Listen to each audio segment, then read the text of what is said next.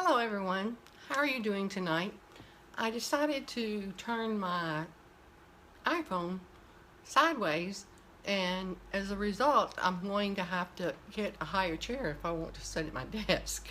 So that's something that I need to work out. Those are the little problems that you have as you're going through learning how to do all these different productions.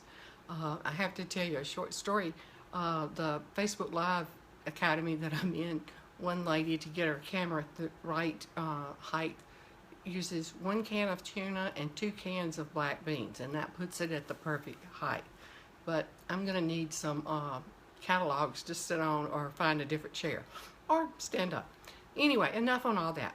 As you saw from the announcement, I am going to talk about quality images for pins on Pinterest. That's one of the things that you hear a lot about. People say make sure you have quality images. But a lot of times people are afraid to ask, well, exactly what are the components of quality images for Pinterest? They think, well, I guess they should look good, but what else?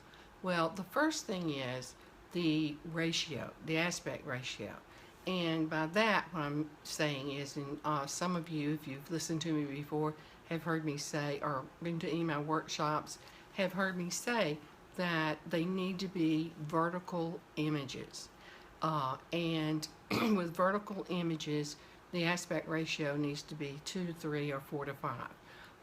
Usually the recommended pixels are 735 by like 1,000 to 1,200, something like that. And of course the reason for that is because it helps to get you noticed more. First of all, the columns on Pinterest are 735 pixels wide. So you're using up all your space there, but then you're also making them tall so they take up more space in that general feed on Pinterest. So that's the reason for that. Of course, this makes it a little bit difficult when you're pinning from websites, because you may have noticed that most websites have images that are horizontal, and they're usually like 180 by 180 or 300 by 300. So that makes it rather small to be using on Pinterest. And that's one of the problems that I really ran into when I first started doing this 3 years ago. But what I have found lately is that more and more of the websites, especially like Social Media Examiner, Social Media Today, which of course is both of those are great resources for me, have begun to make some of the images vertical for you to use if you're wanting to pin one of their articles to Pinterest. So, make sure that you pay attention to that part of it, because otherwise your pin will not get noticed. And so when you're adding to your website, what you want to do is, with your website, is you want to make sure that you're adding vertical images. And of course you don't want to sacrifice the quality by stretching it out or enlarging it too much, that sort of thing. You want it to maintain the quality, but try to make it as tall as you possibly can. And keep that in mind if you're taking photos of, say, your product being used, or photos of a seminar that you're conducting, those types of things. Try to remember to turn the camera vertical so that your image will be of more use to you on Pinterest, and you can get noticed better with it.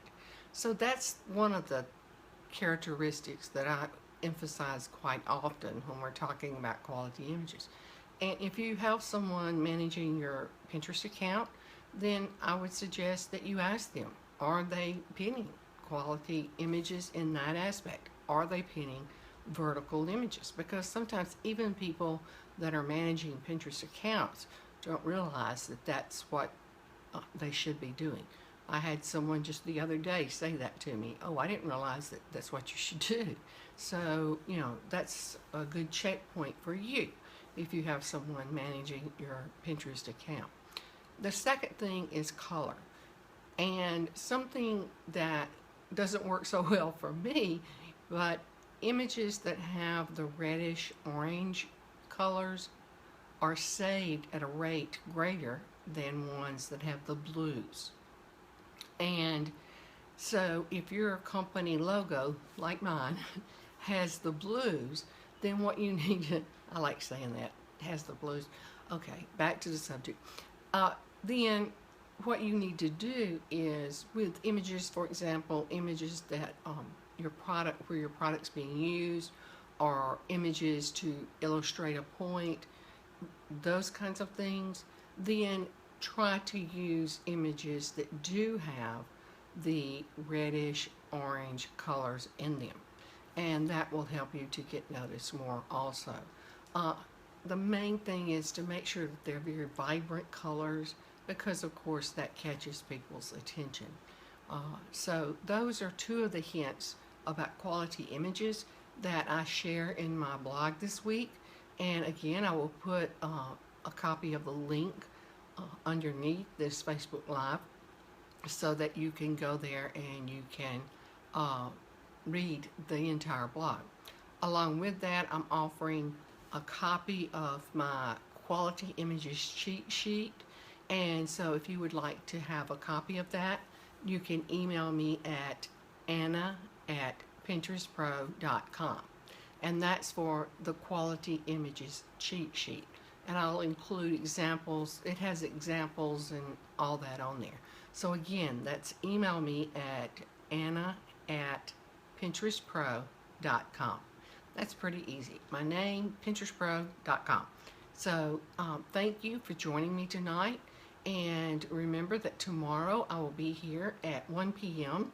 and I will discuss a couple more of the qualities that you need to have in order to have good quality Pinterest pins and to get noticed on Pinterest, and therefore you're creating a lead for you.